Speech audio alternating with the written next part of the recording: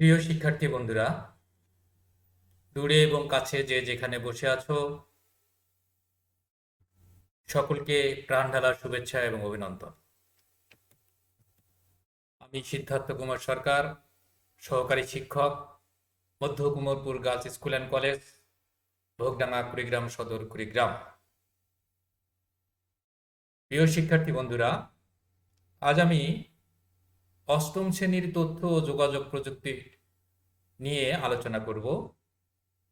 এই পর্যায়ে আমি দ্বিতীয় অধ্যায় নিয়ে আলোচনা করব। দ্বিতীয় অধ্যায়ে তোমরা কিছু ছবি লক্ষ্য করো। আমি দুইটি ছবি তোমাদেরকে দেখাচ্ছি। প্রথম ছবিটি লক্ষ্য করো। প্রথম ছবিটি আকাশে আমরা ভাসমান অবস্থায় একটি ছবি দেখতে পাচ্ছি এবং দ্বিতীয়টি আর একটি ছবি দেখতে পাচ্ছি। মূলত এই ছবি দুটো কিসের ছবি তোমরা জানো কি?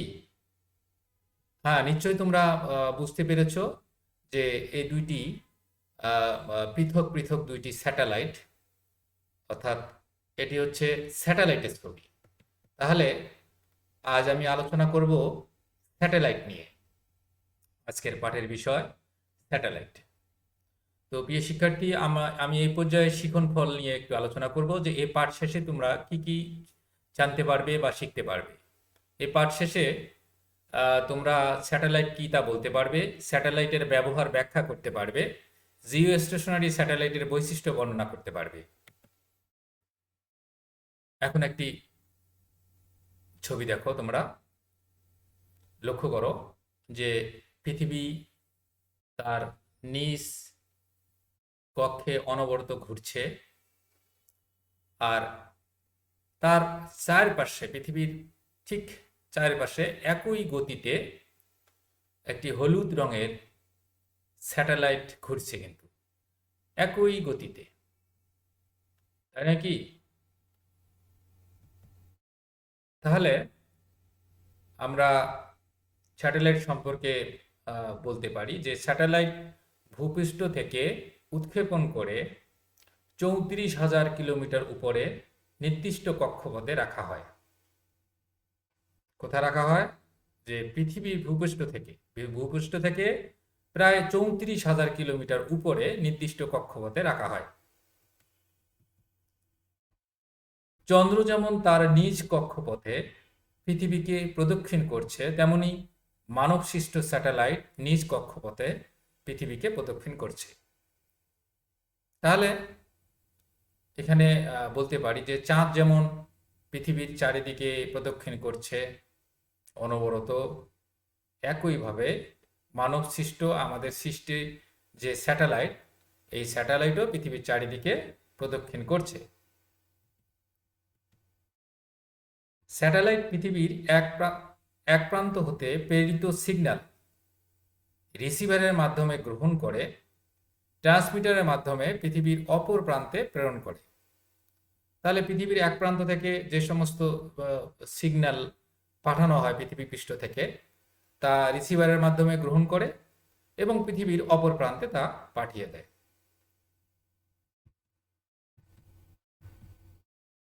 প্রিয় শিক্ষার্থী, আমি এই পর্যায়ে তোমাদের একটি একক কাজ দিচ্ছি, নিশ্চয় তোমরা পারবে। একক কাজটি হচ্ছে যে স্যাটেলাইট কি, তোমাদের ভাষায় তোমরা এটা বলার চেষ্টা করো যে মূলত স্যাটেলাইট কি। আমি একটি উত্তর দিচ্ছি, তোমাদের উত্তরের সাথে মিলিয়ে নাও। স্যাটেলাইট মহাকাশে অবস্থান করে পৃথিবীকে ঘিরে ঘুরতে থাকে। ইহা পৃথিবীর এক স্থান থেকে প্রাপ্ত সংকেত অন্য স্থানে পাঠিয়ে দেয়। আমার উত্তরের সাথে নিশ্চয় তোমাদের মিলিয়ে গেছে। এবার আমরা পরে আলোচনায় যাব। বিদেশে ফোনে কথা বলতে স্যাটেলাইট ব্যবহার করা হয়। তোমরা কি জানো যে স্যাটেলাইটের মাধ্যমে বিদেশে ফোন করা হয়? এই যে তোমরা ছবিটা লক্ষ্য করো যে পাশে একটি ছবি আছে যে স্যাটেলাইট ফোন থেকে প্রথমে স্যাটেলাইটে যায়। যে কোনো সিগন্যাল আমরা ফোন যখন করি সেটা চলে যায় স্যাটেলাইটে। স্যাটেলাইট থেকে আবার রিসিভ করে ভূপৃষ্ঠের কোনো টাওয়ারের মাধ্যমে রিসিভ করা হয়। হ্যাঁ, সেখান থেকে আবার ফোনে চলে যায়, অন্য ফোনে। এইভাবে আমরা স্যাটেলাইটের মাধ্যমে বিদেশে ফোনে কথা বলি। এবারে লক্ষ্য করো যে ইন্টারনেটের সেবা দিতে স্যাটেলাইট ব্যবহার করা হয়। এখানে ছবিতে লক্ষ্য করো যে আমরা আহ, মনে করো এখান থেকে ইন্টারনেট আমরা পাঠিয়ে দিই স্যাটেলাইটে। স্যাটেলাইট থেকে আবার এখানকার কোনো বাড়িতে বা কোনো ঘরে সেটা রিসিভ করে ইন্টারনেটের সেবা গ্রহণ করে।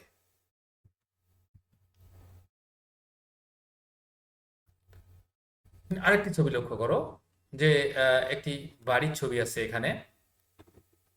বাড়িতে একটি আম, ছাতা অ্যান্টেনা দেওয়া আছে, ডিশের যেরকম অ্যান্টেনা সেরকম একটি অ্যান্টেনা দেওয়া আছে, উপরে স্যাটেলাইট, এবং এদিকে একটি ছাতা আছে অপর প্রান্তে। তো ছাতা থেকে প্রথমে এই ডিশের এই ছাতা থেকে বা এখান থেকে সিগন্যাল চলে যায় হলো স্যাটেলাইটে, স্যাটেলাইট থেকে চলে আসে এই ছাতায়। হুম এখান থেকে আমরা, অর্থাৎ এটা ধরো টেলিভিশন কেন্দ্র, এখান থেকে কোনো সংবাদ বা কোনো সিনেমা বা কোনো নাচ গানের অনুষ্ঠান চলে যায় স্যাটেলাইটে, এখান থেকে স্যাটেলাইটে চলে যায়। আর স্যাটেলাইট থেকে সেগুলো আমাদের বাড়িতে অ্যান্টেনার মাধ্যমে সেগুলো আমরা রিসিভ করে আমরা সেই অনুষ্ঠানগুলো উপভোগ করি। এরপরে আমরা যদি অন্যখানে চলে যাই, সেটি হচ্ছে যে রাস্তা চিনতে। রাস্তা চিনতে আমরা কি ব্যবহার করি? জিপিএস ব্যবহার করি। এই রাস্তা চিনতে যে জিপিএস ব্যবহার করা হয় তা কিন্তু স্যাটেলাইটের মাধ্যমে পরিচালনা করা হয়।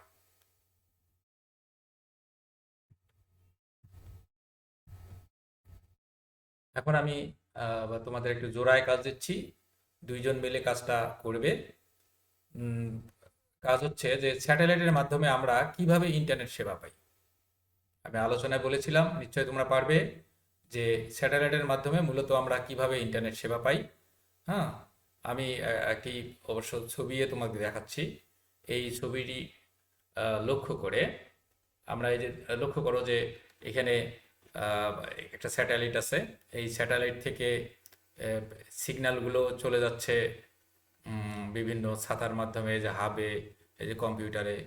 হ্যাঁ, আবার এখান থেকে আবার ইন্টারনেট চলে যাচ্ছে হলো স্যাটেলাইটে।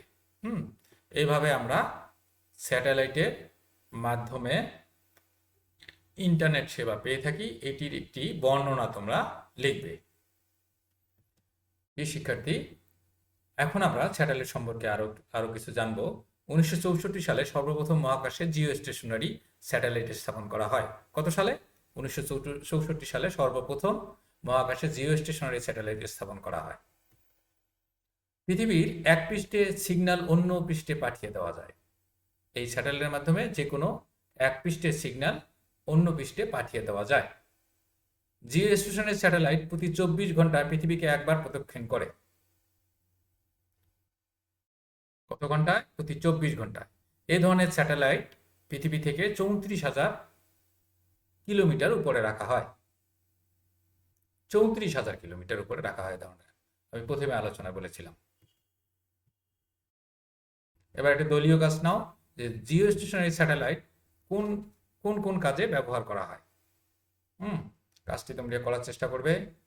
তো আমি এক্ষেত্রে তোমাদের মূল্যায়ন করছি যে তোমরা আসলে পাঠ শেষে কেমন শিখেছো, একটু মূল্যায়ন করা দরকার। প্রথম প্রশ্নটি হচ্ছে যে জিও স্টেশনারি স্যাটেলাইট কত সময়ে একবার পৃথিবীকে প্রদক্ষিণ করে? কত সময়? হ্যাঁ, নিশ্চয় তোমরা পারবে। পরের প্রশ্ন, কোন ধরনের স্যাটেলাইটের মাধ্যমে আবহাওয়ার পূর্বাভাস জানা যায়? বিভিন্ন ধরনের স্যাটেলাইট রয়েছে, তার মধ্যে কোন ধরনের স্যাটেলাইটের মাধ্যমে আবহাওয়ার পূর্বাভাস জানা যায়? তো এই পর্যায়ে আমি একটি বাড়ির কাজ দিচ্ছি তোমাদের।